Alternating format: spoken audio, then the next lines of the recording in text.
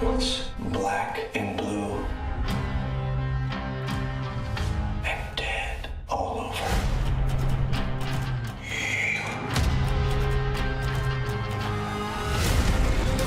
This is a powder keg. And prisoners to match.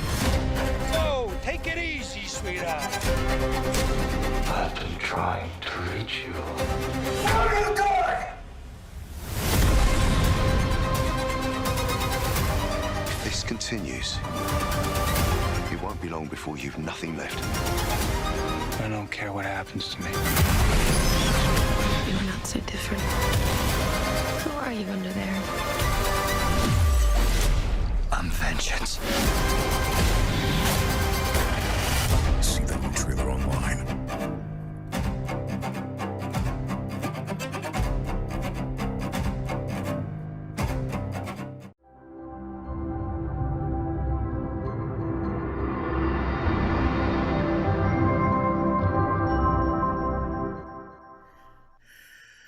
Well, everyone knows the Batman has been around since March 4th, so I'm finally putting my foot down and actually tossing in my 2 cents.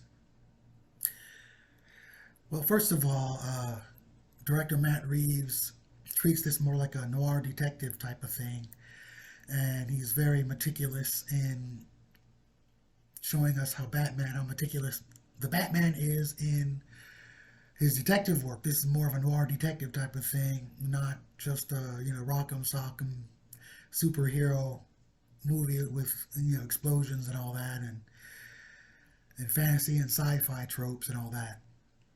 Some people say it's a little too grounded in reality, and maybe it almost is, but for what it is, it's a good, solid, if not great, and in many ways great movie.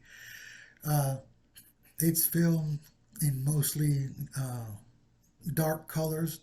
I'd say it's darker than the first one. The first one had splashes of colors like in the Joker and all that. This one almost sometimes seems like it's in black and white because, the sets and stuff mostly are. And there's a splash of red once in a while here and there, which some people think it connotes hope. So there's a little symbolism here and there if you look at it, and they also kind of rewrite the murder of Bruce Wayne's parents. They were murdered and all, but the circumstances are a little different.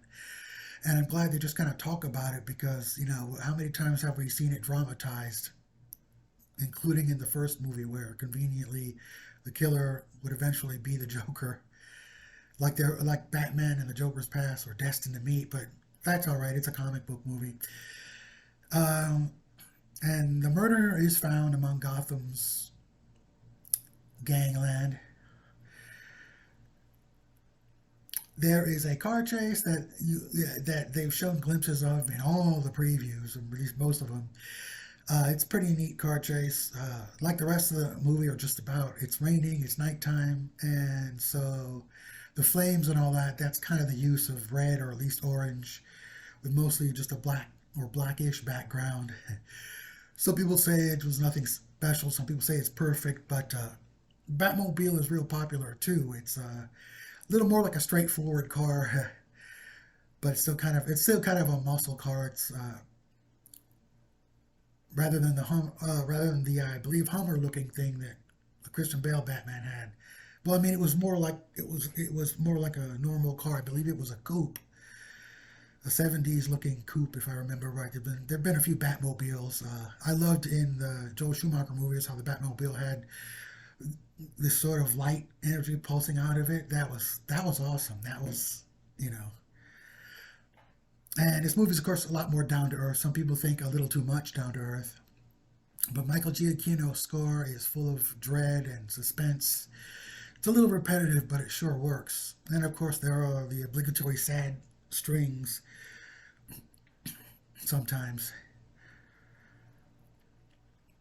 So the cast is really good. Andy Serkis has a small part as Alfred, and his part did count.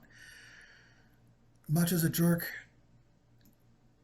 as Thomas Wayne was in Joker, this movie kind of suggests that he was no saint here either, but there is the idea that he would do almost anything to protect himself and his wife. So, but some people say, oh man, there's no defense for him. He's bad too, or like that. So, if you just open your mind and are patient enough to sit through a 3 hour movie, I had no problem with it at all. It's not the best DC comic movie, but it is one of the high points, in my opinion, of Batman movies. I mean, it has its flaws and all that, but one asset is Paul Dano as the Joker. He evoked Bane, Darth Vader, and some real life serial killers, and to some people, the bad guy in Seven. I don't think I bothered seeing that. I once had a date that said she hated Seven. That doesn't mean I'll never see. Wait a minute, yeah, Seven. I didn't see I don't think I saw the whole thing, because now I remember, and I thought, oh, that's why she hated it towards the end, you know. Anyhow, he's so foreboding and disturbing in his, when he when he sends messages and stuff, to people's cell phones and on social media. And when we actually see him towards the end, it's like he's kind of baby faced and wimpy looking. And he kind of reminded me at first glance of John Denver. I'm like, wait a minute, the Riddler is John Denver. And of course, Colin Farrell is completely unrecognizable in, fat guy padding. And he doesn't sound or look like Colin Farrell, which is, that's the mark of acting and maybe directing and makeup. So I say just give this movie a chance. A lot of people say it's so slow moving. They're like it's a Star Trek, the motion picture of comic book movies. Well, that movie had some trippy moments. But yeah, some people complain about some of the Batman movies being more grounded. Some people said that the Christopher Nolan movies sucked out the fantasy. But they were good for what they are. They were crime movies too, And, and anyway, so I say just, be patient and watch it with some patience. It's been on cable and streaming for a long time, so you could always pause it and watch it later on. I never did see it in IMAX, but I did see it though at the show, and I've seen it again on HBO. So all I can say is just give it a chance. People have different opinions. You might think it's a drag. You might think it's all right. You might think it's made a big splash, but of course some people will say this doesn't make sense. That's boring. It's too long. So anyway, just all I can say is till next time. This is George with my assessment of the Batman